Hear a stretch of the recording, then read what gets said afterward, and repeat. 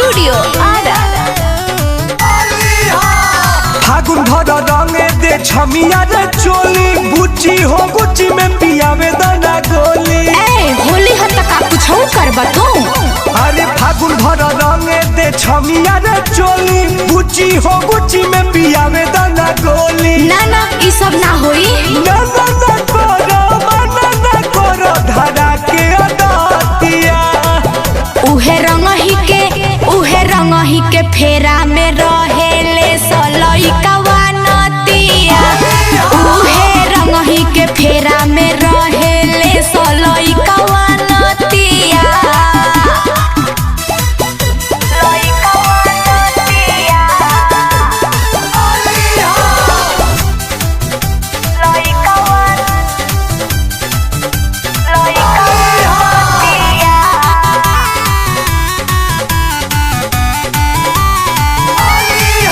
पिचकारी मारो ता फुहारी, तू ही बोला ना कहवा ढारी।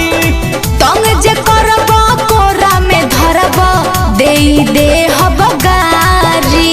ना मनब त गारी सुनब बुझल। पिचकारी मारो ता फुहारी, तू ही बोला ना कहवा ढारी। तंग जे करब कोरा में धरब देई दे हब गारी। चल हट होने। गजब गोटा के भइल बारू चाउर बसमतिया। उहे रंग ही के फेरा में रहेले सलई कवानतिया। उहे रंग ही के फेरा में रहेले सलई कवानतिया।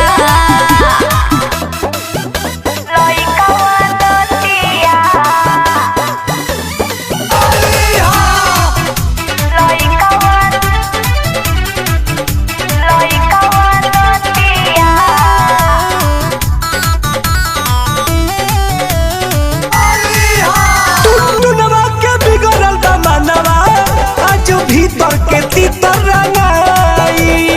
सुनील सागर काटन कागर कबो न मालई भेटाई। तनी मन के संभाल के रख लोग। टुनटुनवा के बिगड़ल दमनवा, आज भीतर के तीतर रंगाई। मनीषा अनिल काटन कागर कबो न मालई भेटाई। बड़ी मार खइब बुझली हो। और विचार के डोलबुआ चारू बच्चा के थतिया। उहे रंग ही के फेरा में रहेले सलई कवानतिया। उहे रंग ही के फेरा में रहेले सलई कवानतिया। सुधर जा लोग।